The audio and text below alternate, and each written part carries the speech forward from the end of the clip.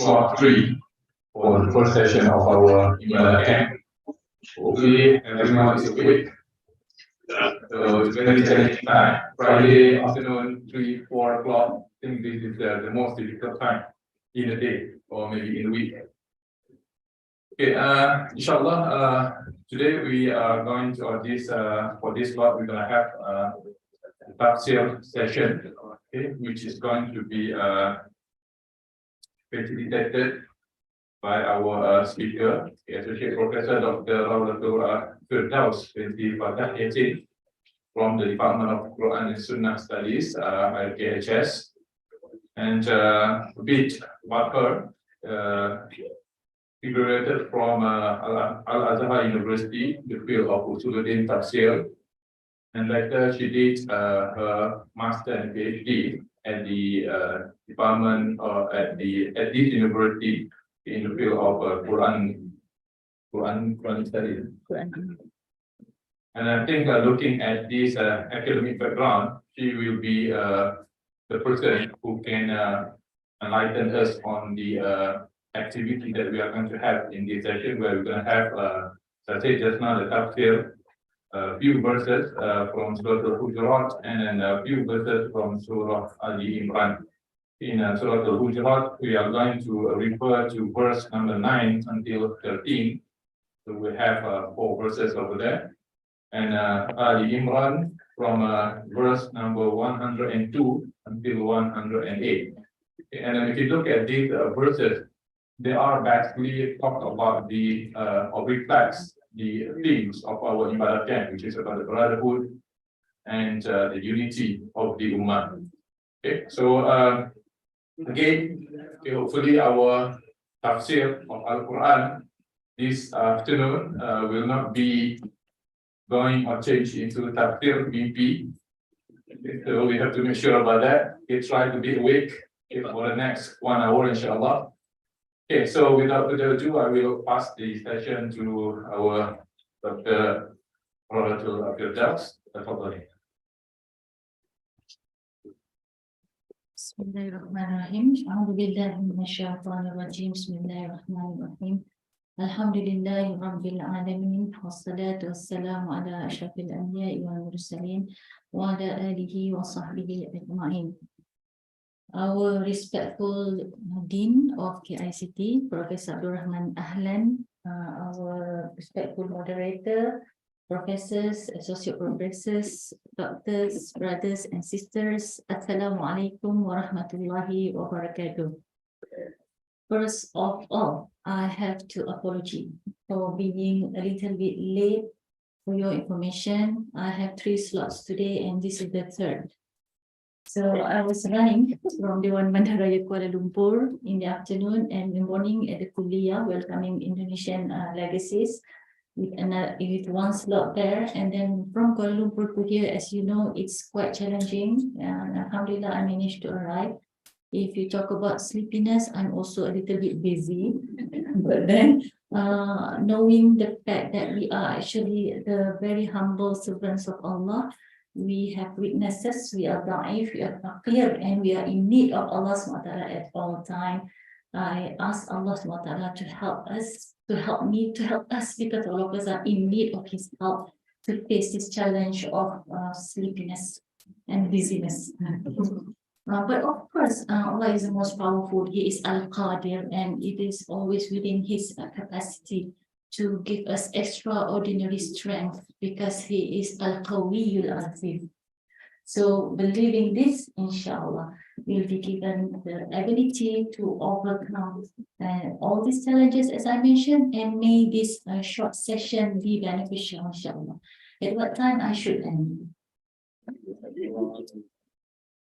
50 minutes. 15 minutes. 30. 30 minutes. I have to end by 30 minutes from now. Yes. Okay.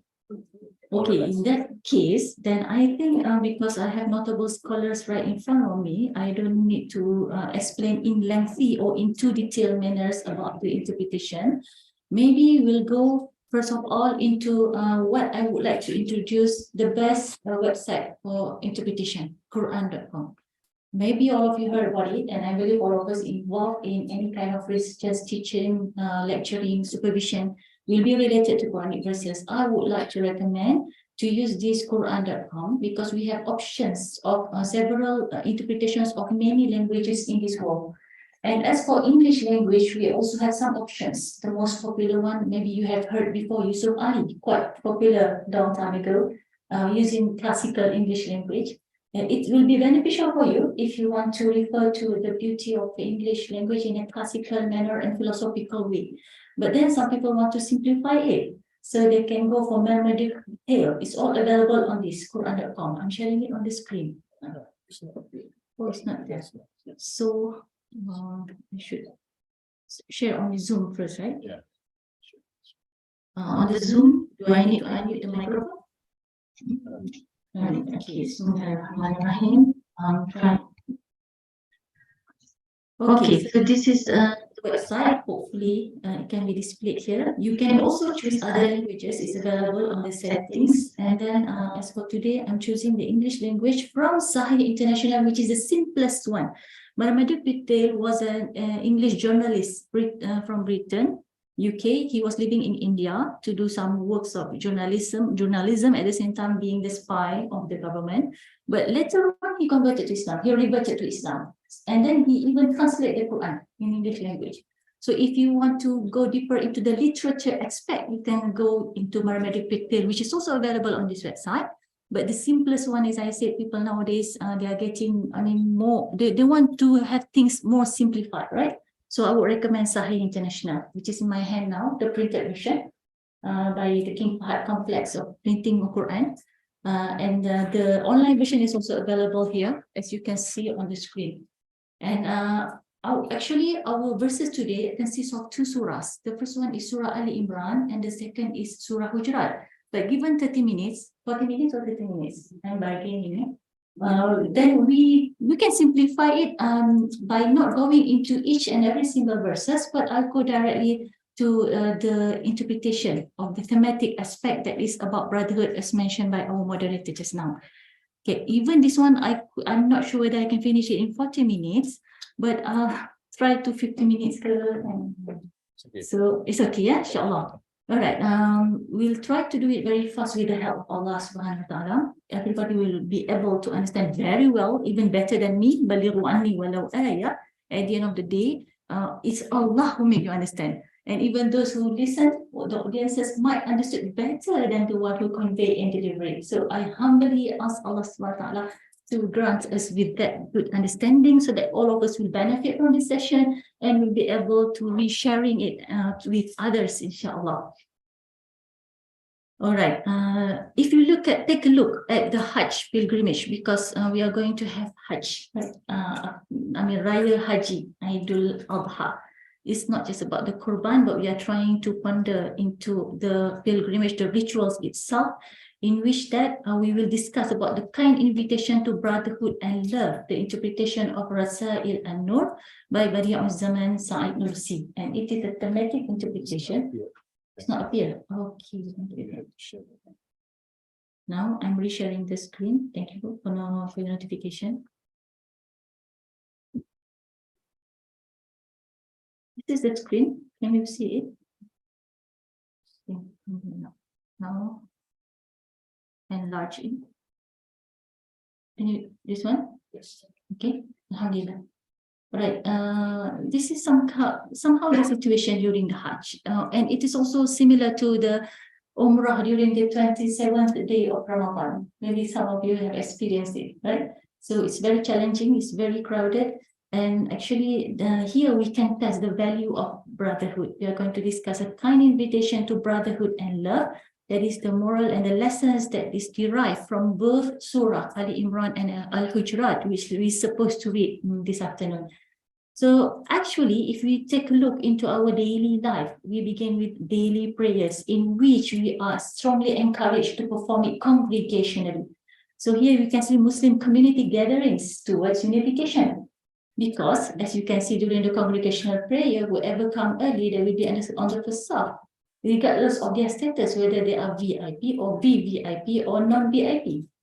Right? So here we can see that it is later on extended into Friday prayers, in which we attend during the congregational prayer on Friday, and then Eid prayers, where we can see the unifications of all Muslims, and the climate is actually the Hajj.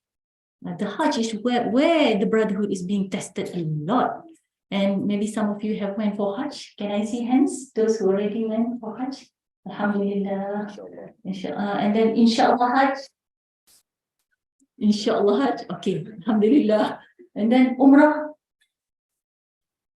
Umrah in Ramadan. Okay. Somehow Umrah in Ramadan, especially the last 10 days, is almost equivalent to the challenges of the Hajj, right? And it is not easy, isn't it? Because we need to have extraordinary tolerance, the feeling of tolerance in our hearts to excuse so many unbelievable attitude during the Hajj. Okay, I think that's understood, right?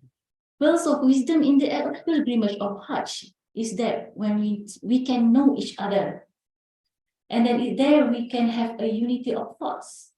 We learn the diversity of the ummah, the different attitude. Some people, when they throw jamara, they are so tolerant with others to the extent they never get their turn because of the high tolerance they have. While we can see some people, they are so aggressive. And there are different sizes of people. There are some huge size people who are very aggressive, but also some small size people who are extraordinarily aggressive. Isn't it? We experience it during the Jamra, and then also during the kissing Hajarul Aswad. We queue properly because Malaysians are well known of their systematic discipline in queuing, right? We are not allowed to cut the queue, isn't it? It's so embarrassing in our custom. But in sometimes when we go for the kissing the Hajarul Aswad, queuing is something, it's not there, right? But we rely on Allah to help us to kiss Hajarul Aswad. We know it's Allah who will help us to cut the queue with no intention of cutting the queue. But that can happen with the recitation of Bismillahirrahmanirrahim. With a sincere heart and intention, Allah will make it easy for us to kiss the Hajarul Aswad. And I right? Those who experience going for Hajj, they discovered that it is Allah who helped them to kiss the Hajarul Aswad. And that relies on the intention. Sometimes we don't have the intention to cut the queue, to cut the line. We are behind, but it's Allah who make us suddenly, like flying or jumping. Suddenly the Hajarul Aswad is just right in front of us. Isn't it? That based on the intention. So we don't rely on our strength. We cannot say, I'm very good in wrestling. I will be able to kiss Hajarul Aswad easily. No, that will not be a guarantee. So all this process require knowing each other and unity of thoughts, solidarity and collaboration, a means of consultation or mashwarah between Muslim states at the governmental level. This is in general what we can learn and derive from the Hajj. Other social instances that benefit people, believers come together for the same goal and faith. Hajj reminds the day of gathering in the hereafter. Because what kind of dress that we put on our body during that Hajj, isn't it? We are all wearing similar attire. Maybe some types might be a little bit expensive, the ihram, but at the end of the day, we are all wearing the white attire. It's the same. So that's how we can remind ourselves, is Mahsyar going to be like this, especially when we are in Arafah. It's between us and Allah. That's the time we will get rid of all kinds of worldly business because we are focusing to Allah SWT. That's the time we are facing Allah SWT. This is the situation in the mahsyar where our heart will be beating hardly. All right? Because we are we are not sure about our status in the sight of Allah subhanahu wa ta'ala, whether we are going to be put in the Jannah or going to be na'uzubillah thrown into the hellfire. So all this, that what we learn during the mahsyar time, during the Arafah time, like what is going to happen in the hereafter. It is a pledge to our ancestors that we are protecting and appreciating what you left us, and it makes people face challenges, thereby making them feel compassion to others. I'm sorry, I forgot, it's only 50 minutes. So these are some verses.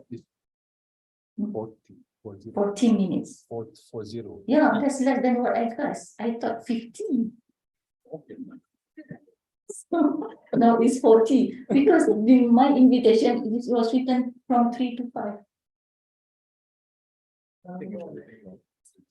Okay. So, never mind. Bismillahirrahmanirrahim. Innamal mu'minuna ikhwatun fa aslihu baina akhawaykum.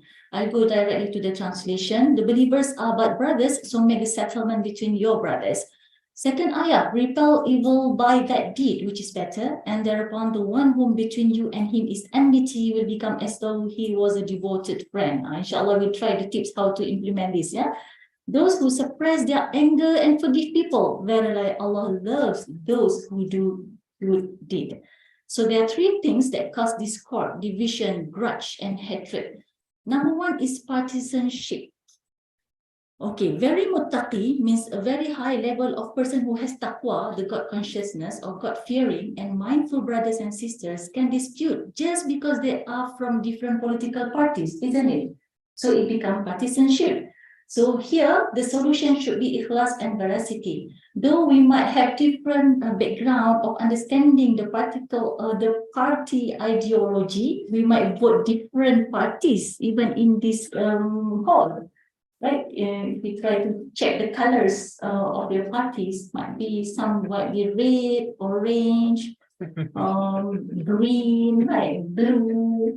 So when it is too extreme, it will lead to partisanship. How to overcome this? By having sincerity, by having ikhlas. We are going to discuss about it. Oh, very simple to say ikhlas, yeah. But it is not impossible. It is possible, inshallah.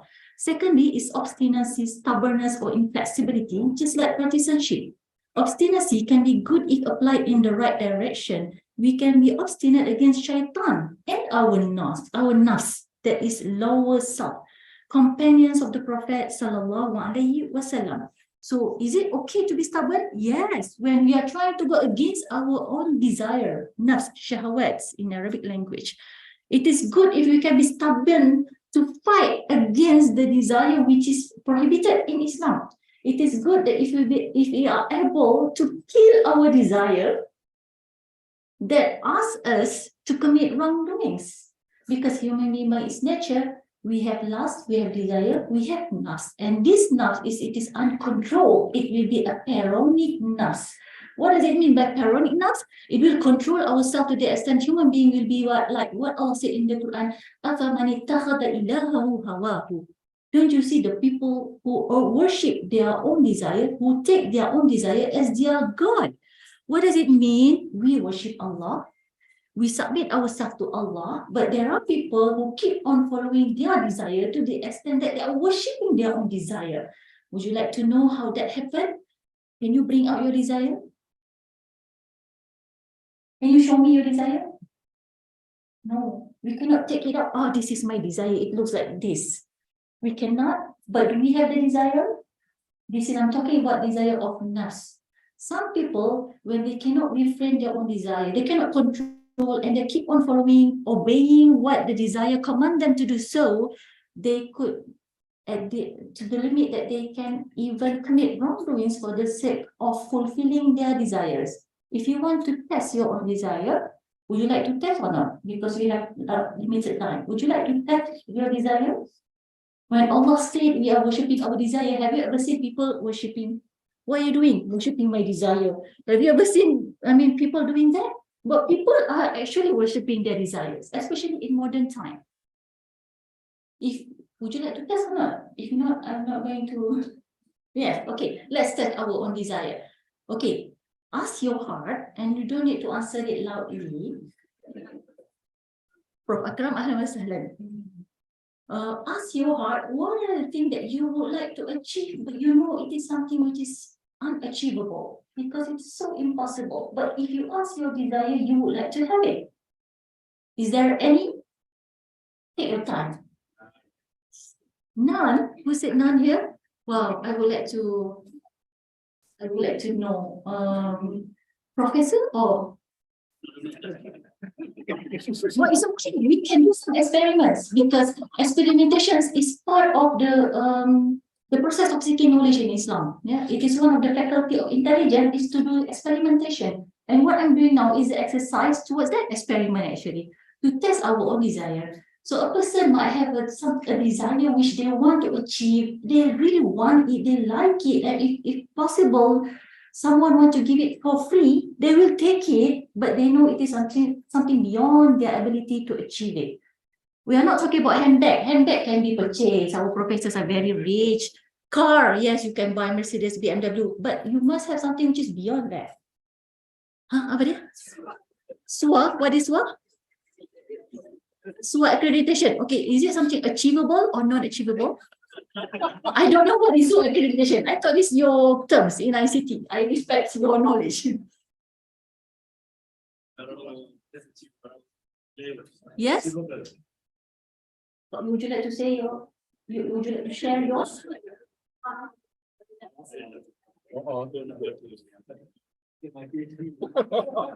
Yes, fine. But PhD is achievable. Inshallah. Something which is not achievable. Anyone would like to go to the Mars? Yeah, exactly. This is the typical answer, which actually I received. This is not the first place. Don't worry. So there is nothing wrong with that. I mean, nothing wrong means that it's so normal to the extent Allah promised men to be rewarded with a lot of bidadari. Where? In the Jannah. In the Jannah. So that promise of Allah is actually equivalent to the natural desire that men have. Otherwise, why should promise with a lot of women in the Jannah if they don't like women? Right? And why a woman being promised with beautiful jewelries? Because why? Why are we given the promise by Allah for women will be given to wear a lot of jewelries from gold, pearls, diamonds, what else? Why? Because that's the desire of a woman. If we ask our desire, perhaps, I'm not saying all, maybe even in having the fact that we already have one full cupboard of stuff, but we still want more. If people offer us with discount price, perhaps we still spend, isn't it? Especially when there is Shopee sale, Lazada, and things like that. Right? And in having the fact that we already have one cupboard of shoes, but if you are given more offer to buy more shoes, we might want to purchase more. So this is something which we call as the desire. And people who worship their own desire, they dare to commit whatever they can do in order to achieve that desire, although that actions might be prohibited in Islam and might cause the wrath of Allah subhanahu wa ta'ala. So this is the thing which we are taught to be obstinate, stubborn, and inflexible, non-tolerant. No tolerance here. That is when we go against our own desire. Okay. So the last one is envy. What is envy here? Hasad. PhD. Just now we are talking about PhD, right? Penyakit, hasad, dengki. Not that one. The one that you want is positive one. But this is the envy of PhD, the hasad dengki. Abu Hurairah reported the Prophet ﷺ said, beware of envy, for it devours good deeds just as fire devours wood or grass. I mean, whatever we do, good deeds. But when we have kind of envy, jealousy, hasad against each other, it might just burn out all our pahala. Rugi kan? So we try our best, inshallah, to avoid this. Okay, now I will provide the tips. Don't worry, not just amaran. Okay. Partisanship, obstinacy, and envy are unacceptable, ugly, and they are rejected in every way possible. They cause dispute, discord, and division, as well as grudge, rancor, and enmity among the believers. They are harmful, and they are also utterly sinful threats, not only from perspective of human wisdom, but also from the perspective of Islam, which is the supreme humanity. They are similarly vile and detrimental to the personal, social, and spiritual life of people. They are absolute poison for the life of humankind. So now, how to solve the problem of hatredness? May I ask you, is there anyone here who had never feel any kind of hatredness against others? The heart is so clean. MashaAllah. Anyone here? With a very pure heart, without hatredness? Okay. Now, how do we eliminate this hatredness? Is there, if there is any? Zubair ibn al-Awam reported, the Prophet ﷺ said, Lurking towards you are the diseases of the nations before you. Envy and hatred are the razor. I do not say they shave hair, but rather they shave the religion. By the one in whose hand is my soul, you will not enter paradise until you have faith, and you will not have faith until you love each other. Shall I tell you what can affirm that for you? Spread peace between yourselves. So, grudge and enmity. I will provide the tips later on. Okay, Yahya related to me from Malik. And the Prophet ﷺ said, shake hands and rancor will disappear. Give presents to each other and love each other, and enmity will disappear. Another tips how to overcome the grudge and enmity is by shaking the hands. Physically shake the hands. So perhaps if in the heart, deep inside the heart, there is this kind of enmity against others, the first thing to do to overcome it by physically try to shake their hands, especially if they are within the same gender. Bismillahirrahmanirrahim, shake their hands. Try to give salam, although here is your Allah is burning inside the heart, right? But when you see them, say salam. You are struggling against yourself and your nafs. Assalamu alaikum, how are you? Although the heart is like, help me, okay, things like this, it may lead to grudge and enmity, but the moment you try to give salam, shake your hands, it will eliminate those grudges. This is one of the tips by doing it physically. It will disappear, inshallah. How to imagine this? Try to understand if there are 9 innocent and 1 killer in a ship or house. Let us imagine that we are in a ship or in a house or in the KICT, the whole kuliah. There are 9 innocent people and 1 criminal together with us. If someone attempts to sink the ship or to put that house on fire because of that single criminal, you see now how great injustice it does to you and all other innocent people on board. So same goes when you look at someone that you don't like them, in case, you don't like them, you have enmity, you have grudge against them, against this particular person, but try to also look into the other positive aspects that we have, that he or she has.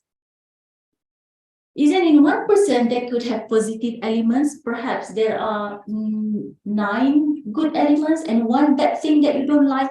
For example, lying or cheating. You don't like what the person because they are lying or they are cheating. But try to look from other aspects. Don't they have other positive elements as well at the same time? It is impossible to have one person which equips himself full of negative attitudes with no single positive attitude. This is impossible.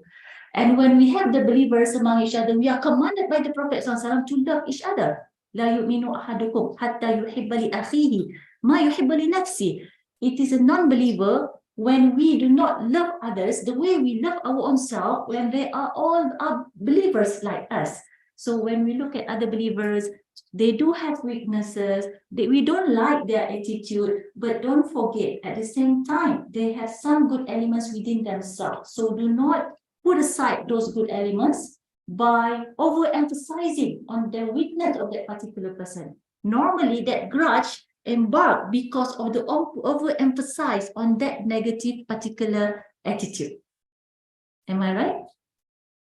You want to have some examples, or you would like to share some examples?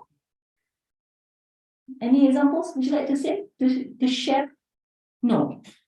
It's very clear, right? Alhamdulillah. Okay. Even if there were only 1 innocent man, but 9 criminals on the ship. Now, this is in the case where that believer has so many negative attitudes, and his positive attitude is like 1 compared to 9. So, Ya Allah, how annoying, right? Okay, in this case, it will be against all rules of justice to sink that ship once again. Let's say now, in I don't want to say KICT lah. Let's say in one ship, there are 9 criminals and 1 very pious person. Only 1. Still, you want to sink the ship or not?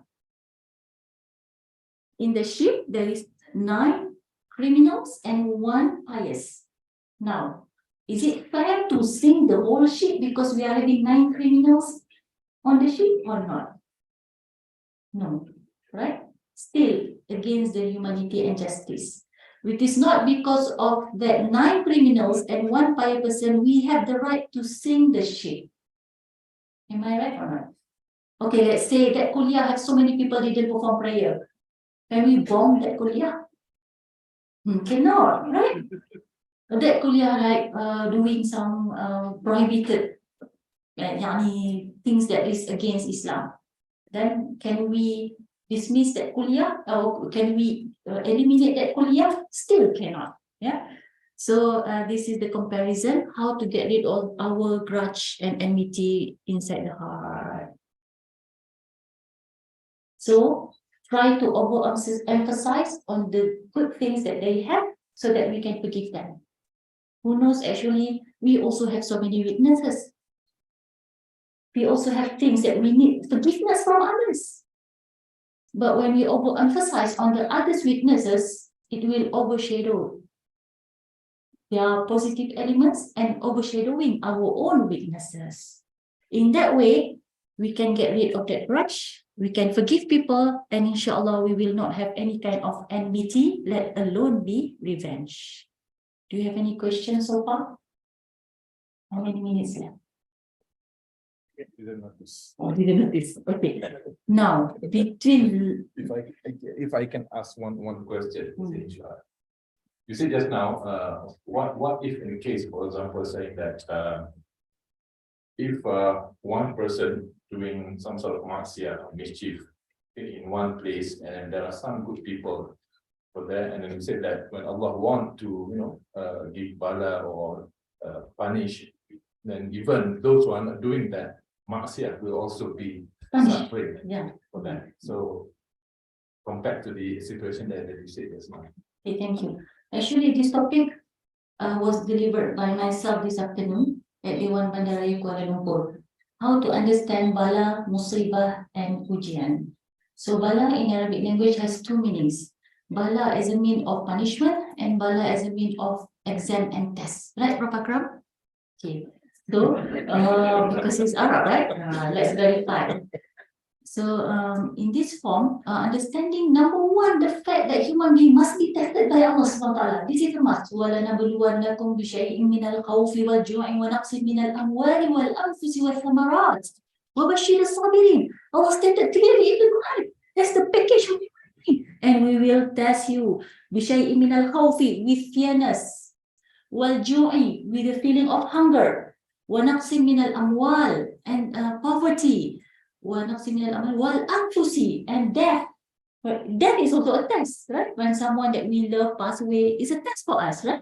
With samarat, also when there is like crisis of economy or less of output. What we have put the effort, we have done the effort wholeheartedly, but then the output is not equivalent to the effort that we have put. So it's also another form of test. So Allah has described this clearly in the Quran that human being come with a package of tests. That's number one. Okay, number two, the test indicated how Allah SWT love and concern with that human being, particularly the Muslims. And if you make a comparison in this world throughout the history, you try to have a look between the places or the archipelagos or the continents that were occupied by the Muslims, and those continents being occupied by the non-Muslims, which areas are more exposed to the natural disasters? The Muslim or the non-Muslims? The Muslims. So this indicates how Allah concerned with us, or how Allah loves us. Whatever we commit wrongdoings, Allah will remind us directly by sending us this bala in the form of either we can call it musibah for the disbelievers or a test for the believers. So we can see tsunami in Aceh. Everyone knows what was the historical background of that tsunami. And then Palu in Sulawesi. Everyone knows what happened there, LGBT in Palu at that time. And then on that particular day, they're supposed to sacrifice the huge cow to the Dewa Laut, the ocean god, the god of the ocean. This is the pagan belief, right? And they already slaughtered the cow, and they already announced, the governor announced in the TV that they're going to have live session, how they will sail this head of the cow to the ocean and serve it to the Dewa, throw it into the ocean so that the Dewa will not be angry towards them. So this is a form of shirk. And then not even before Maghrib, they already got the disasters, how the earth swallowed them. Means Allah loves them so much. Alhamdulillah. Turkey, what happened in Turkey? Earthquake, right?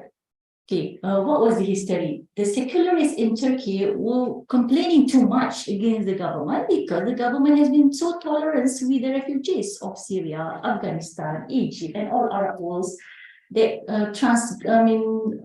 migrated to Turkey, and there are 4 million of them.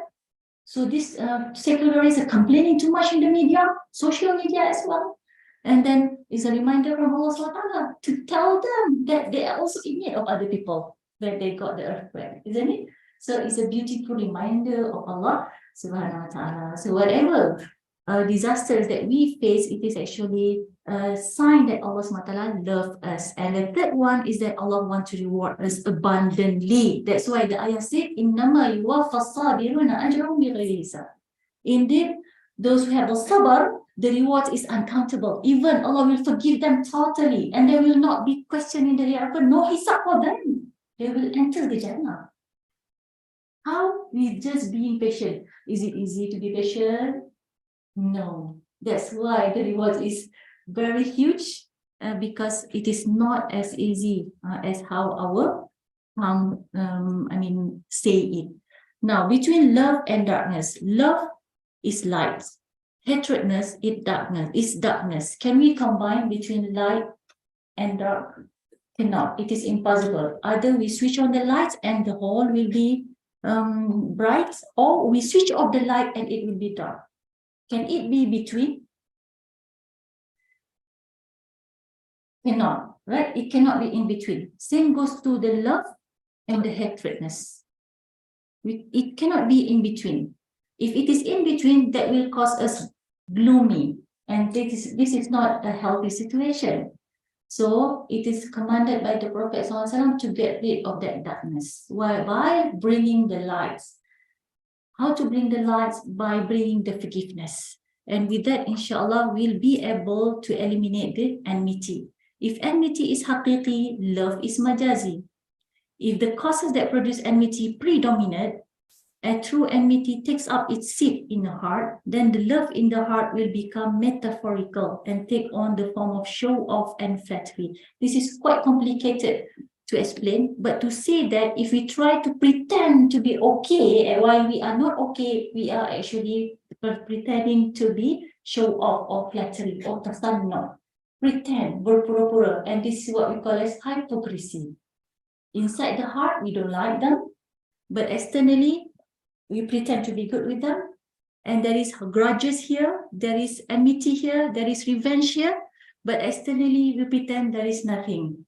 This is something which is very dangerous. It leads people to become nifaq, double faces, and different personalities, and this is also might lead later on into narcissism.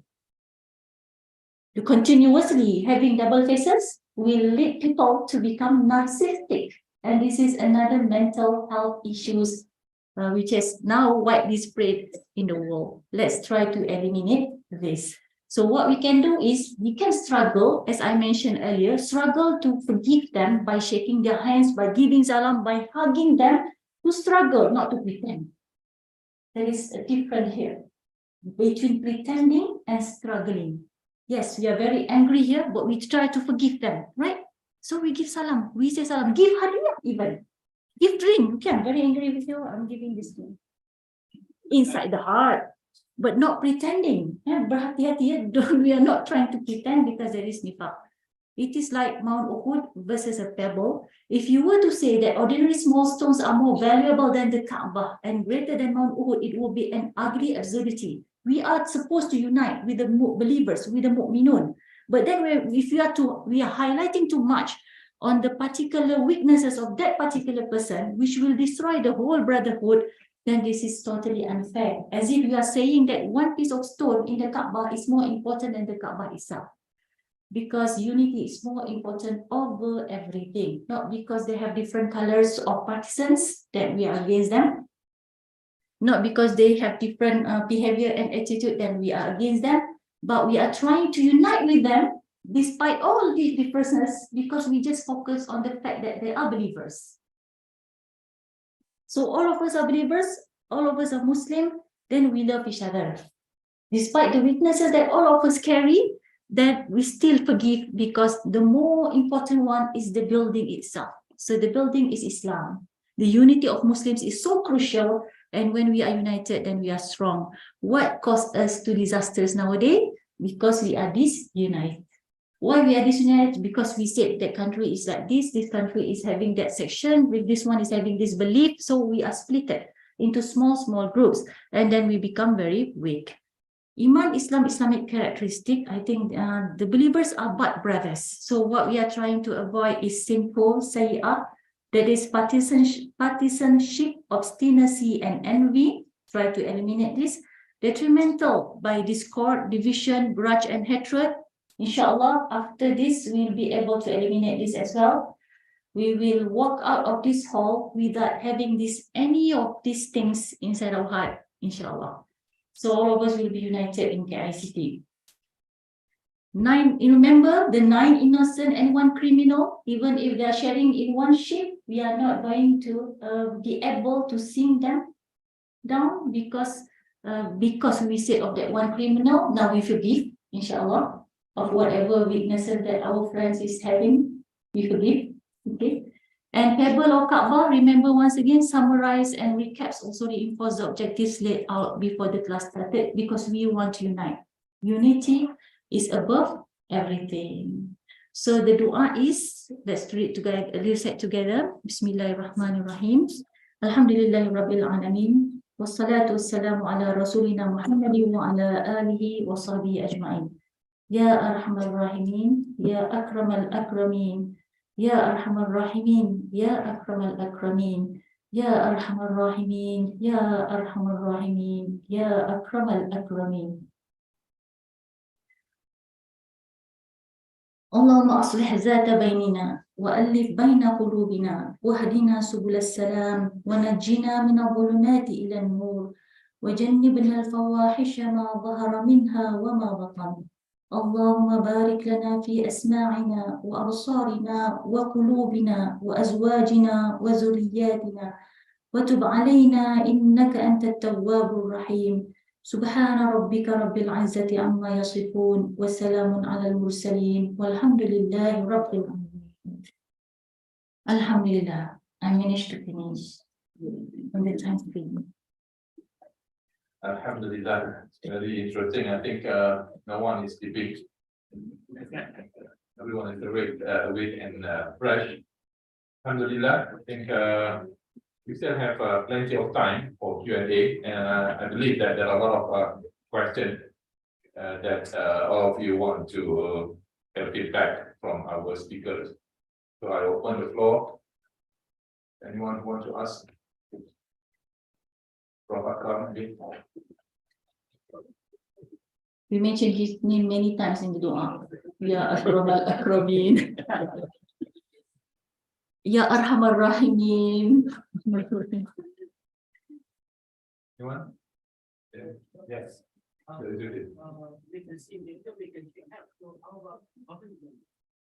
Okay, what would be the implication by shaking the hands with the opposite gender? Are you Shafi'i mazhab or not? Well, I have to be fair, right? Are you Shafi'i mazhab?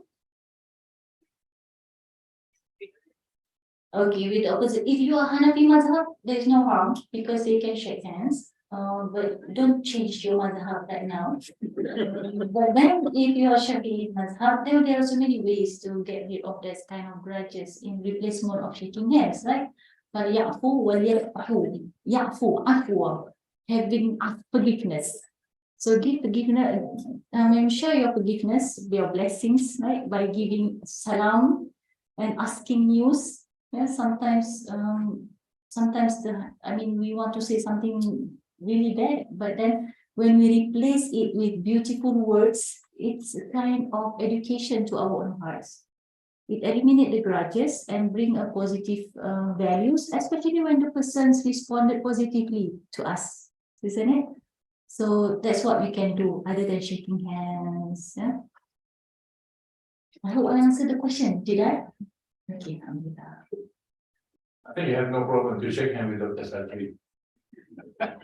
than me. Okay, any other question?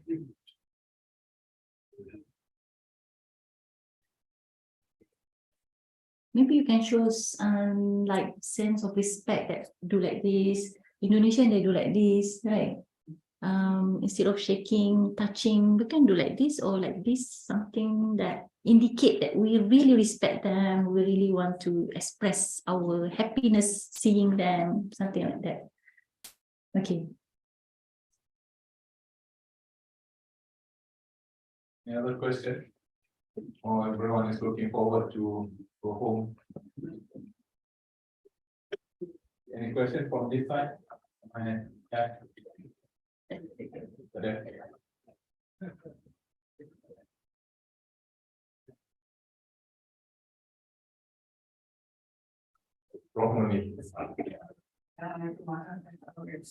Thank you so much, Stella, for inspiring and enlightening, and also I think something that remind us about this.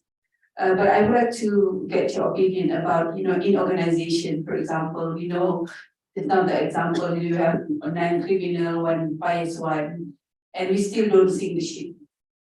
If we have 9 good one, 1 bad one, we don't still sink the ship. But in the practice of in organization, for example, if you find that one person breach some policies, breach some integrity rule, for example, how do we manage this? Is it any other different perspective that could be brought into the situation? Thank you, Sana. You're welcome. So we can learn this from, there are many aspects that we can learn from, but one of the points that we can highlight here is not about sinking the ship, but correcting that particular individual. This is part of the tarbiyah, part of the da'wah, right? Part of the education. Before certain punishment or penalty being taken, imposed to that particular individual, we treat this based on individual, not in general. I mean, not generalizing the whole ship, isn't it? We address that particular person and the particular problems and how to solve it individually, based on the situation of that particular person. So the situation of sinking the ship is about brotherhood. But when we are dealing with, as what you mentioned just now, maybe something related to disciplinary action, so then we treat with that particular individual how to manage the situation. Maybe the first thing, if we go into the Risalah Nur perspective, they will look into the iman. What's wrong with the iman and the taqwa that allow them to commit wrongdoings? And most people, when they commit wrongdoings, it's because they have lack of iman and taqwa, the God fearings, God consciousness, doesn't have the recognition and the awareness that Allah is observing them at all time. So because of this, the missing part of the iman here led the person to commit wrongdoings. Knowing the fact that it will bring the wrath of Allah subhanahu wa ta'ala, it will expose him to punishment in the hereafter, but the taqwa is not there. And so they say they thought that it's okay, nobody see me, right? I will do it. Doesn't Allah observe him at all time, right? So if the crisis is because of the iman, then we need to relook into the iman and build up the iman into iman tahqiqi rather than iman taqlidi. Iman taqlidi is because we normally believe in Allah because we born as a Muslim, and then we follow what has been practiced by people around us, what we have been taught. But iman tahqiqi is when you build up the iman to the extent you can answer all the questions in your heart. You can answer why we are doing this, why I'm praying, why I have to cover the aura, why I'm doing the fasting, rather than just do it without being able even to answer why. So this is the crisis of the Ummah in the secular time, in which many actually didn't know how to answer that why question. They don't even know why they have to pray. They don't even know why they have to fast. So thank you, Prof. Fauzan. Okay. Thank you, Prof. All right. And so in this case, we will address the issue of the spirituality. And I mean, one of the best solutions being offered in Rasail An-Nur is actually to look into the aspect of Iman. So Iman, and there are 6 altogether, right? Is it the crisis of they not believing in Allah? Or they believe in Allah but not believing in the Malaikah? Right? Sometimes they believe in Allah, but they don't have the the feeling that malaika is around them, writing down everything, recording everything. Or the crisis is about believing the Prophet SAW, so they disregard the hadith and just focus on the Quran, which is not sufficient. It's not going to be sufficient because it has explained in the Quran. Qul ati'u Allah wa ati'u Rasul. It's a command of Allah to obey Allah through the Quran and obey the Prophet SAW through what? How to obey the Prophet? Of course, from the hadith SAW. So there are 6 aspects that we need to go into deeply. They are into the bottom of their hearts. It could be also the crisis of qada and qadar. This one, believers can have this crisis without they realizing it, to the extent when one day when they are reached to a certain level of hopelessness, for example, or some certain level of disappointment, they will come to the conclusion that why is Allah doing this to me? That is the issue of qada and qadar. In that case, then we need to address the understanding of qada and qadar of that particular person. Because some people, they tend to question, right? Oh, I've done this, but why this happened to me? Allah said, I have to do this. I did. But why I have to face this? So this is qada and qadar. So this is a very particular aspect within ourselves, but inshallah, it is manageable as long as we have the knowledge. So our role now is actually to seek the knowledge, right? And then to practice it, etc. Did I answer the question? Very well, thank you so much. Okay, you're welcome. Alhamdulillah. Maybe last question first for her.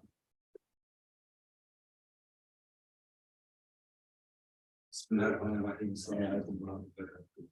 salam. I think what I want to say is all of us are very busy marking, observing, and unless otherwise there are means and ways for us to meet each other, then the ukhwah is going to be a challenge. And in that reason, because everything is going online, in your experience, your exposure, what do you think should be some of the ways and means where we can bring together, like we want to give nasihat, we want to put everybody together. We don't have ibadah camp every week. We cannot have ibadah camp every month even. It's only maybe once a year, 2 sections. So it is always a challenge in this particular case, especially in our situation. We have families and we have to take care of them. We still need to take care of the community at the same time. But we have time. So therefore, in this case, this is going to be the question. And I'm not sure how to answer. Okay, thank you very much. Thank you for the question. Yes, it is significant, especially when things are going online, as mentioned by yourself. Now we try to understand what is the concept of ukhuwah that we are trying to implement here. And what are the solutions that's been provided in Islam, in which if we really follow the guidelines, we are actually fostering the ukhuwah from time to time, that is attending the congregational prayer in masjid. So for men, especially, the Prophet ﷺ addressed it clearly. Men have to go to masjid to pray congregationally. I know masjid is quite far from here. So speaking rationally, you might have musalla here, right? So when we attend the congregational prayer, one of the main purposes is actually to foster the ukhuwah, to the extent that we have to stand shoulder by shoulder.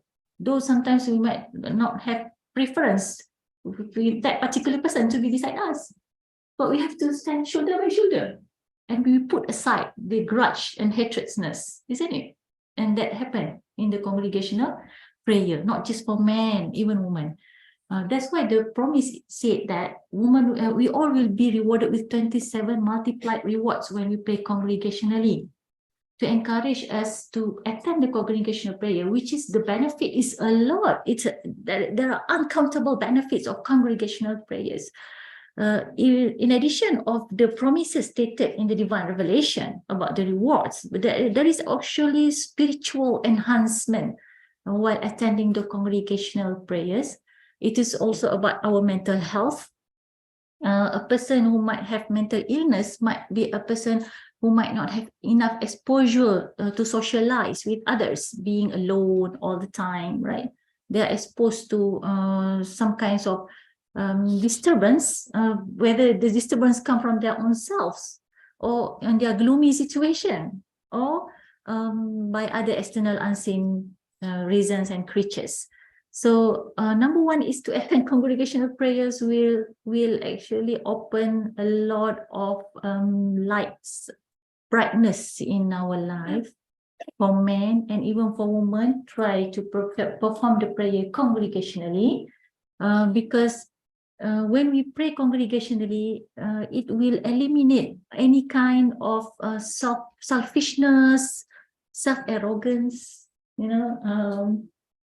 feeling better than the others is always lower than us. So this kind of heart diseases, not the heart disease sakit jantung, but the diseases of the heart, as addressed by Imam Ghazali, need to be eliminated from oneself to ensure they will arrive to the maximum happiness.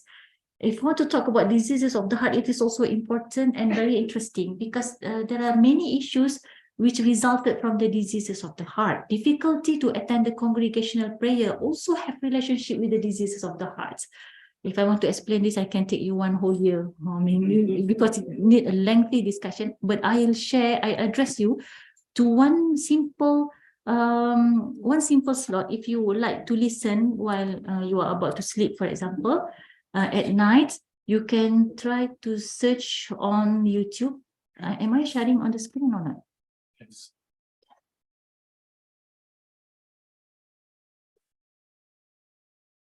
And then I can share this link to anyone who would like to text me. Actually, I'm waiting for any organizer who want to text me, but nobody texts me because I want to ask where is the conference hall. But then if anyone can text me, I can share this link with all of you. It's very simple. I've also shared this link with our students in Singapore, or adult students in Singapore. They are not young students. How to identify the diseases of the heart. So there are altogether hopelessness, self-conceit, and arrogance. Try to understand these three aspects. And it is actually within ourselves, especially at this level. You are all knowledgeable people. We are all, educated people. Somehow we might be suffering maybe some percent of these kind of diseases. Either three of them, all of them are controlling ourselves, or it control ourselves 50%, or it could be 30%, or it could be 10%. But at the end of the day, these diseases actually do really cause us suffer. And from these diseases, it leads to the envy, it leads to the grudge, to the enmity. And therefore, it is important actually to understand the nature of these diseases, get rid of it, so that it will be easier for us to practice whatever I have shared just now in the Risalah of Ukhuwah. It begins with this process. Yeah? So when you have this eliminated, you manage to purify your heart, inshallah, from all these diseases, Ukhuwah is always there. Even you don't really see people frequently, but because of your dua frequently, when you meet them once a while, you feel in touch with them, they feel close to you. How do you feel when I come here? Am I straight a very weird alien coming here? Or you can accept me? So this is the way how it works. Ukhuwah, right? And then you can simply give me salam if you meet me, yeah, because I might forget your faces. I might forget. Don't say I'm arrogant and takabur, yeah, if I don't smile at you, because I might forget the faces. But if you give me salam, definitely I will respond to your salam. Because in our dua, there is always dua about ukhuwah. So when you see them rarely, but you feel so close to them, that's what you can experience when you go for Hajj. Sometimes you meet people, you don't know them, but they help you. And you feel, you love them, you like them. This is the result and the output of the true ukhuwah, brotherhood and sisterhood. Not too much time of meeting them. Sometimes meeting the non-mahram can lead to another issue, right? And we have seen this going around, right? It happened in our campus. Too much meeting with the non-mahram and no proper ikhtilat, taking care of the ikhtilat, and then it lead to another issues. Yeah. So sincerity is very important, and that's how it build up the fosterhood, brotherhood, and sisterhood in Islam. Did I answer your question? I still think that one of the measure of what that you see would be the demand. Do your conversion prayers and a lot of other living together. I think the whole point is becoming better. Until we reach to that second, to that level there, I think we are not there. Okay, inshallah. So let's try to foster that one by attending congregational prayer. And sisters as well. If you go to any R&R or a shopping mall, I'm calling you sisters, although I know there are professors here. I hope we can humbly accept this. At the end of the day, we are sisters, right? So my direct advice to sisters wherever I go actually, to try to perform the congregational prayer. In R&R, women tend to perform prayer individually. I'm not sure whether brothers know this or not. Brothers as well? Oh, but we always heard the imam is reciting loudly. Just 1-2%. I see. Yeah, that is also, I mean, shocking. Sisters, we try to perform congregationally by just try to follow whoever is already there praying, right? And so follow them. Although they try to run away, but they cannot break their salah to run away from you, right? Just do it. Don't worry. We can start. Once we start, then people will get used with it. For example, in the past, women never pray without telekung. If we are praying without telekung, as if we are committing wrongdoing, so huge sinful acts. Yeah? But alhamdulillah, now people started to accept. Now start congregational prayer. When you see a person is praying alone, go beside them, follow them pray. They will not run away from you. They will try to be patient, although they are trembling. We can see, right? Let them until they are used with it. So inshallah, when we manage to overcome this, I mean, the whole culture will accept the culture of congregational prayer everywhere. Okay, I hope I do give you some beneficial input. Okay. Thank you. I think the program coordinator is already standing there. Let me stop here. Yeah.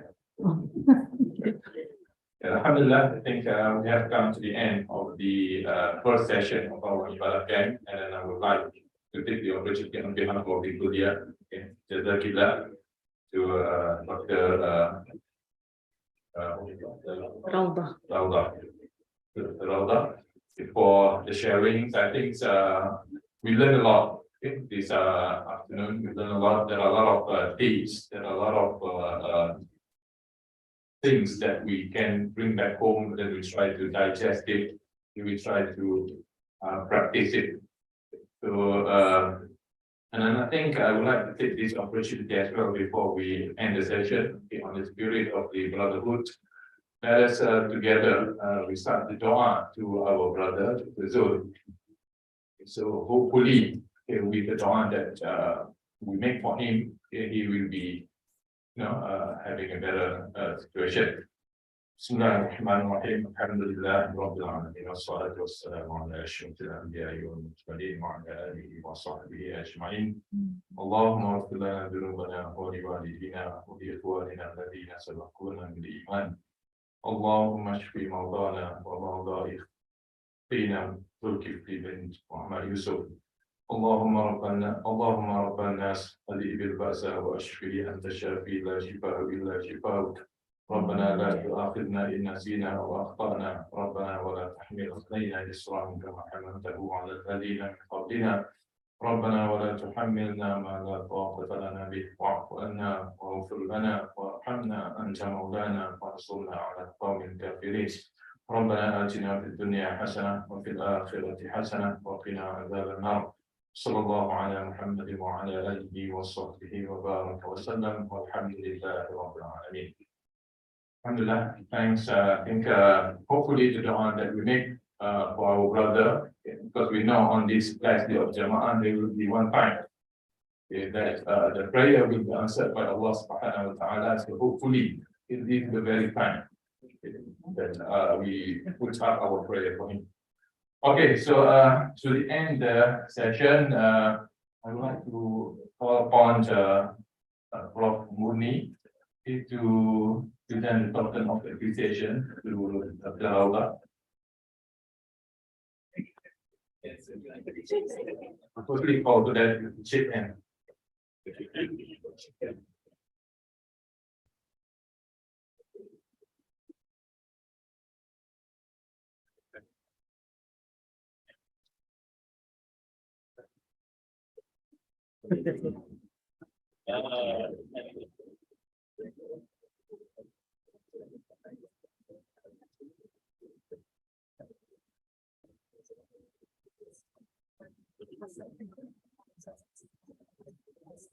thank you, Prof. Thank you, Prof. Modi. And again, thanks, Dr. Raula, for your session. I think we learned a lot. Okay, and hopefully, we basically be able to compile a lot of points today. It is about brotherhood, okay, despite the disagreement that we have a lot of disagreement basically in many things. And then, but hopefully we will be able to handle that disagreement and then bring it into a more healthy environment, okay, as we have discussed from morning.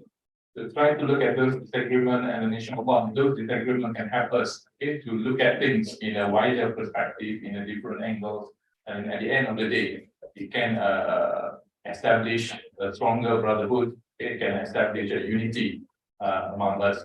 So to end the session, okay, maybe I can just put because I can't remember many years ago. Okay, we also have this Ibadah camp with the themes of our brotherhood, and then we came up with the tagline. One KICT, one Ukhuwah. So I think that's I would like to end this session before I pass it to Dr. Hayani. Okay, so maybe you can try to revive back this tagline. It's just a small, basically related, is a very small kuliah, and hopefully we're gonna have a better Ukhuwah, and this Ukhuwah will not be ending here. Okay, so we are going to bring this Ukhuwah, and inshallah we'll be together in Jannatul Firdaus in the hereafter, inshallah. Okay, with that, I pass the session back to Dr. Hayani. Assalamualaikum warahmatullahi wabarakatuh.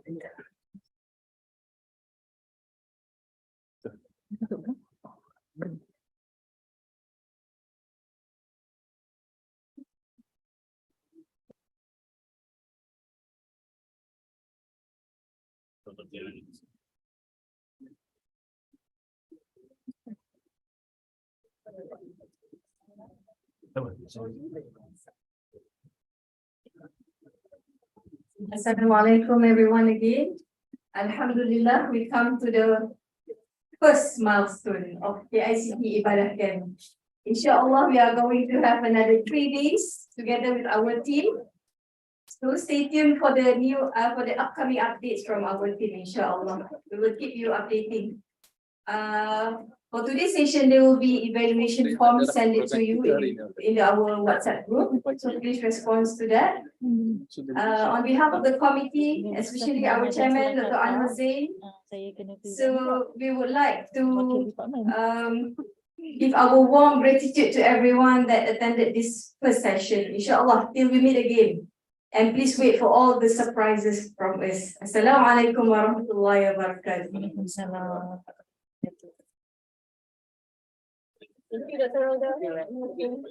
You punya penjelasan kan?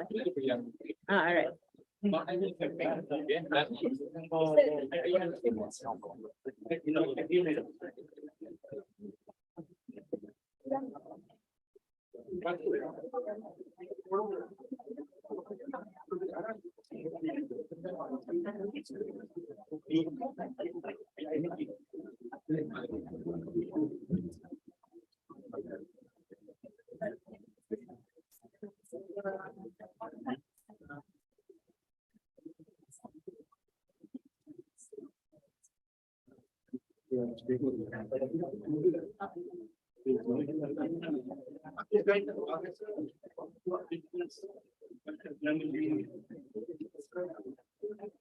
Very pretty good.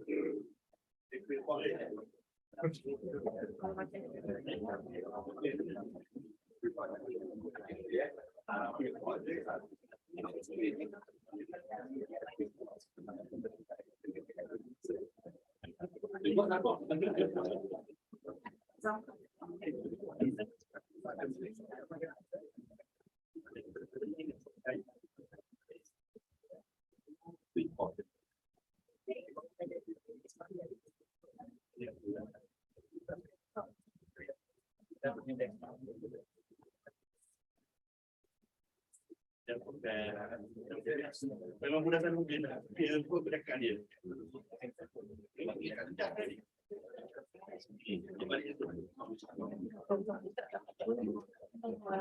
Ada